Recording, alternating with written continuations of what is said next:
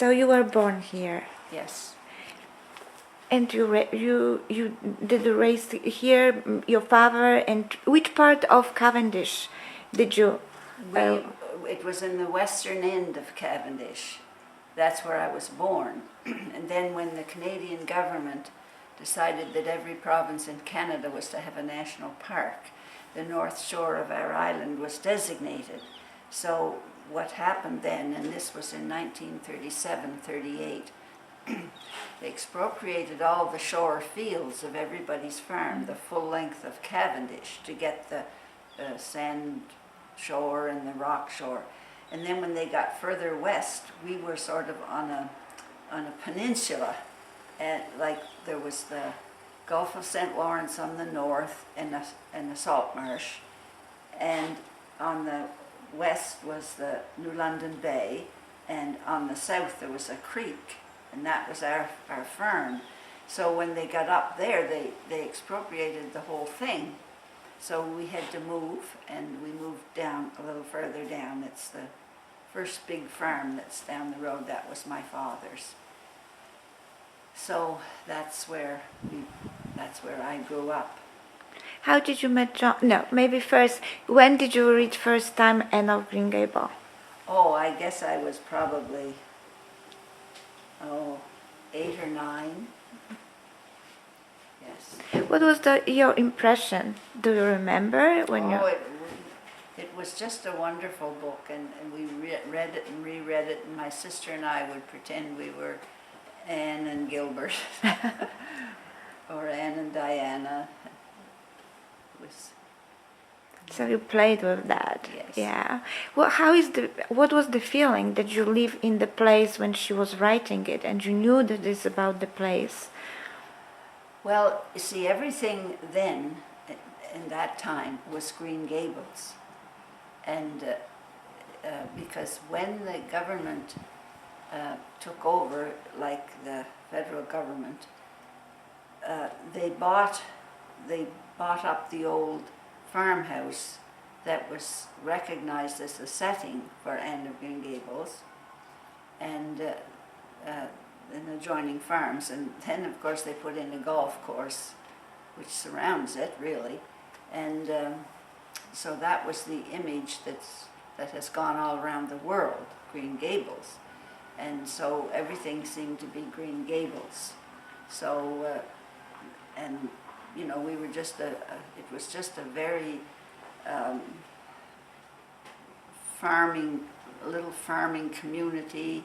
There was farms all the way along, and it's so different today because now it's a tourist area.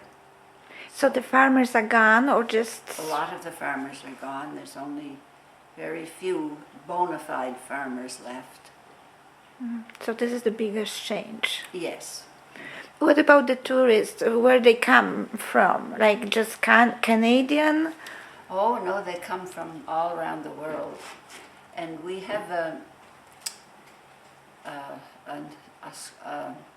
Montgomery scholar, Dr. Elizabeth Epperly, when she was president of our university here.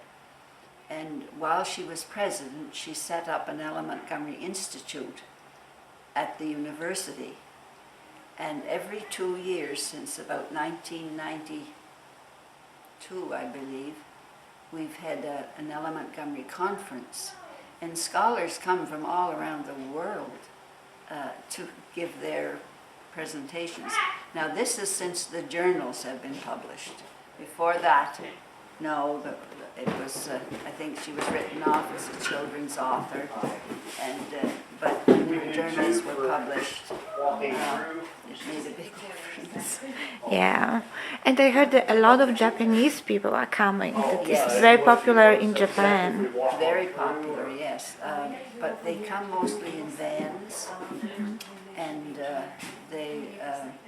we don't get any buses here.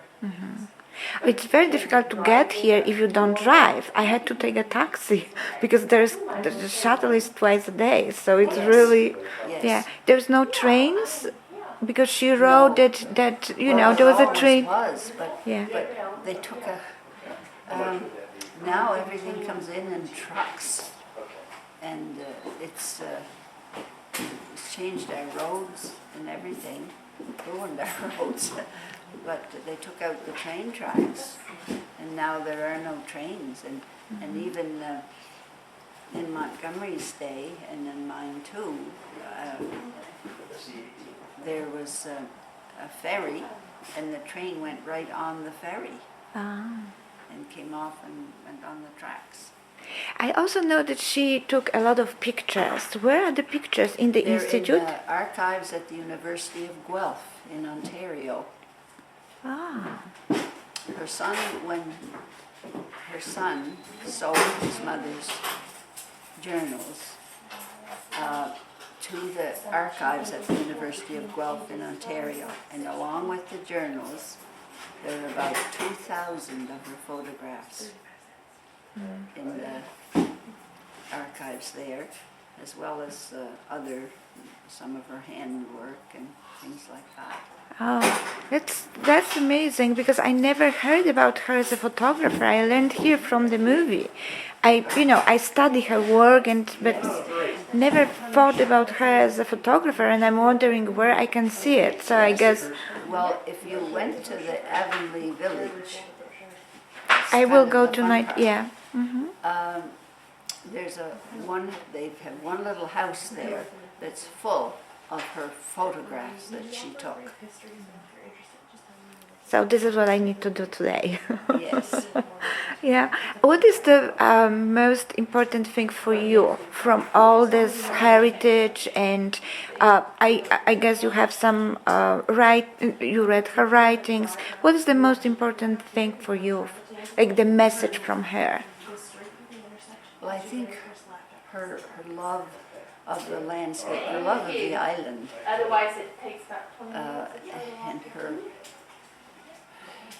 her love of everything on Prince Edward Island appeals to me greatly.